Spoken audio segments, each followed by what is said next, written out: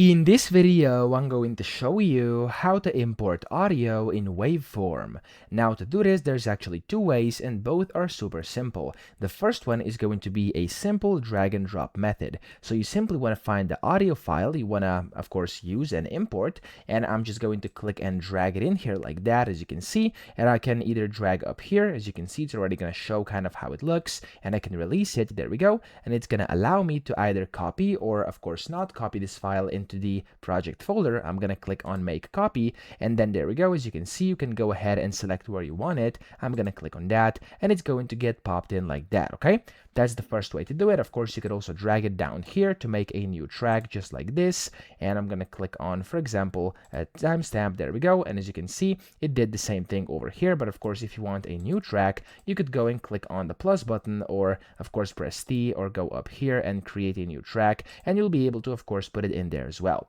Now, the second option is going to be to simply go to File, top left, and you want to click on Import Audio or MIDI File. So click on that.